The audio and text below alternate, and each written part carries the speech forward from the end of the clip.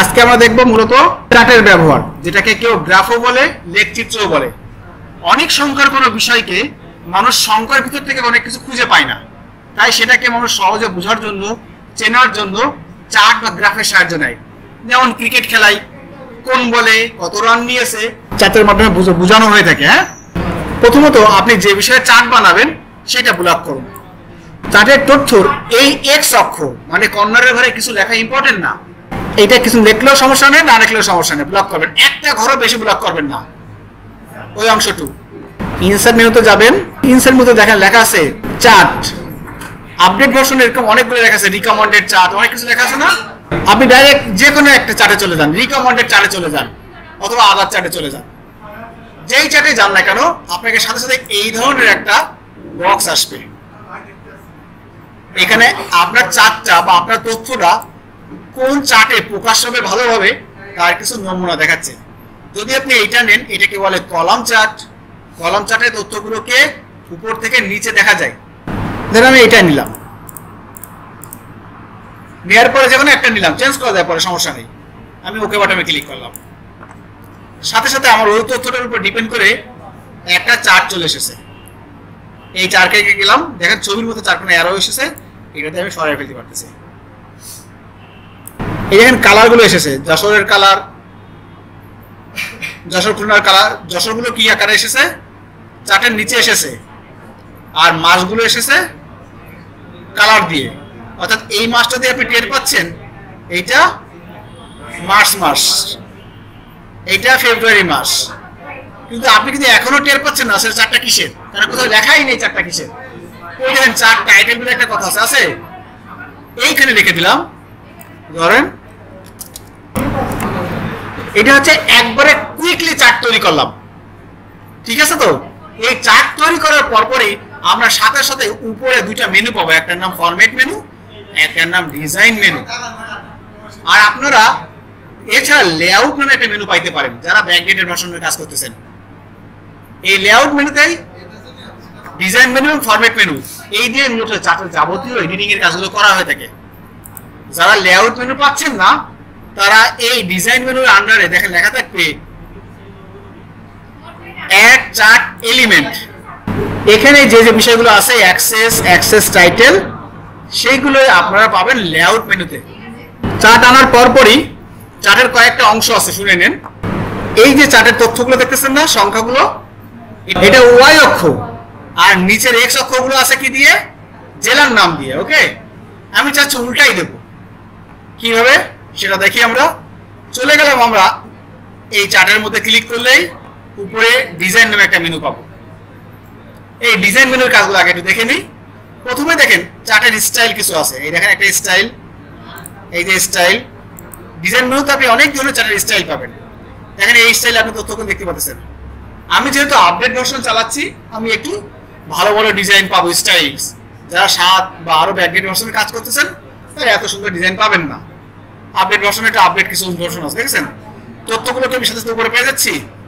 যারা backdate version আছে দেখেন লেখা আছে চার্ট লেআউট লেখা আছে, তার আন্ডারে দেখেন কিছু চার্টের ডিজাইন আছে। দেখুন আমি যদি এই চার্ট লেআউট থেকে এই চার্ট এইটা নিই, যখন আমি আর একটা স্টাইল নিলাম, দেখুন আমার জানুয়ারি ফেব্রুয়ারি গুলো উপরে উঠে গেছে, আর এক্স অক্ষের ইনফরমেশন গুলো আমার চার্টের বারের উপরে চলে গেছে, দেখেছেন।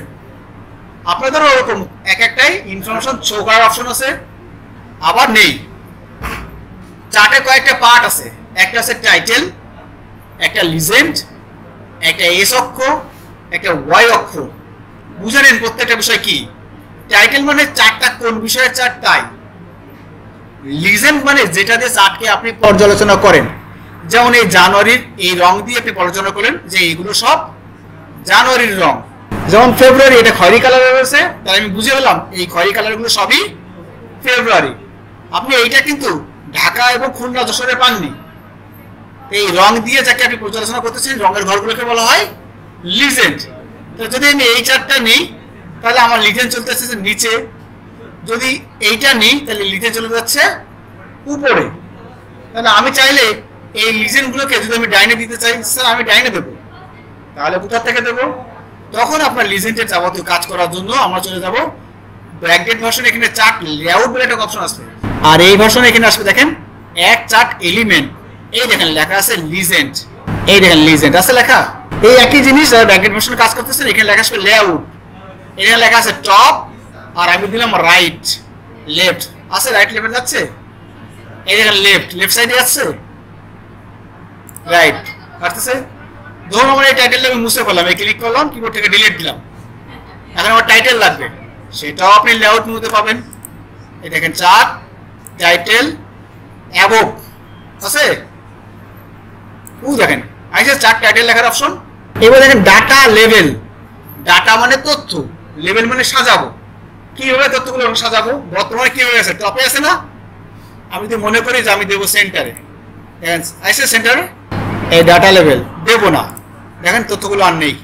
এইভাবে আপনার ডাটাগুলো অর্থাৎ চার্ট যে বিষয়ে বানাইছেন সেই তথ্যগুলোকে বিভিন্নভাবে উপস্থাপন করতে পারেন। তারপরে হচ্ছে চার্ট অ্যাক্সেস, অ্যাক্সেসে দেখেন আমি কি এখন তথ্যগুলো পেয়েছি বাম সাইডে ওয়াই অক্ষ, এই ওয়াই অক্ষকে ফিরে পেলাম, যেটা 0 থেকে 200 400 600 করে দেখাচ্ছে, তাই না? এই ওয়াই অক্ষ নেই। অ্যাক্সেস মানে কর্ম এরিয়া, যে কোন কোন কাজগুলো চার্ট করেছে। এখানে চার্টগুলো লোক মারা গেছে, 0 থেকে শুরু করে 200-এর মধ্যে মারা গেছে, 400-এর মধ্যে মারা গেছে, 600-এর মধ্যে মারা গেছে, সর্বোচ্চ মারা গেছে 1400-এর মধ্যে লোক, তাই 1400-এর পরে আসে যায়নি, এটা হচ্ছে অ্যাক্সেস। এরপর হচ্ছে অ্যাক্সেস টাইটেল, আসলে এইগুলো কি মানুষ মরার হার, নাকি এইগুলো মানুষ অ্যাফেক্টেড হার, না রেজাল্ট সংখ্যা, কি লেখা আছে কোথাও এটা? তাহলে এর পাশে যদি লেখা থাকতো অ্যাফেক্টেড পিপল তাহলে সহজে বুঝতে সুবিধা হতো।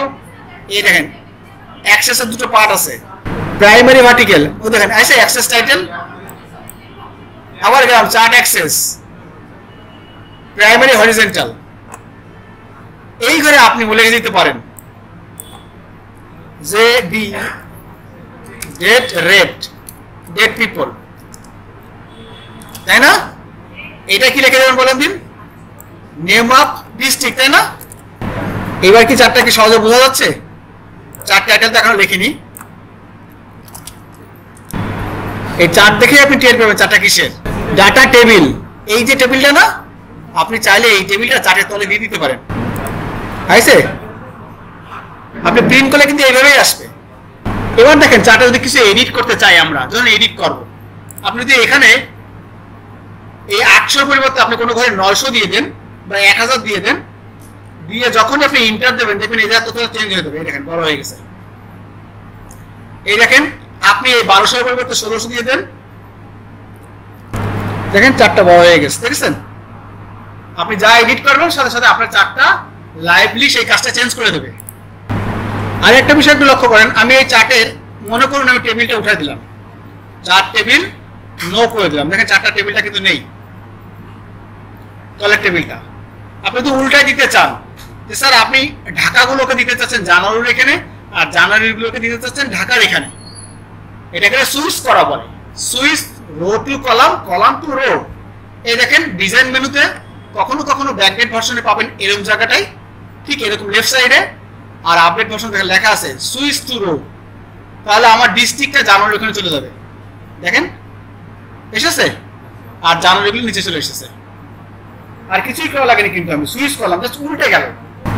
আর যদি চার্টটাকে চেঞ্জ করতে চান, স্যার এই চার্টটা পছন্দ হচ্ছে না আমার, আমি অন্য ধরনের একটা চার্ট নেব, তাহলে দেখেন লেখা আছে চেঞ্জ চার্ট টাইপ, এটা এখানেও থাকতে পারে, ব্যাকডেট ভার্সনে এই লেফট সাইডে থাকতে পারে, একই কথা, চেঞ্জ চার্ট টাইপে যান। এবার আপনি যে ধরনের চার্টটা চান, এই দেখেন লাইনের মতো করে আছে, লাইন চার্ট, এই দেখেন বারের মতো করে আছে, একই তথ্য আপনার এরকম 250 করে দেখাবে। এইভাবে আপনি অন্য একটা চার্ট নিয়েই আপনার চার্টটাকে চেঞ্জ করতে পারবেন। ধরুন আমি এটা নিলাম, ওকে করে দিলাম, দেখেন চার্টের ধরন চেঞ্জ হয়ে গেছে। এতক্ষণ যেটা করলেন এটা স্পেশালি কলাম বা বার চার্ট ছিল, তাই তো? আরেকটা চার্ট আছে, সেটা হচ্ছে পাই চার্ট।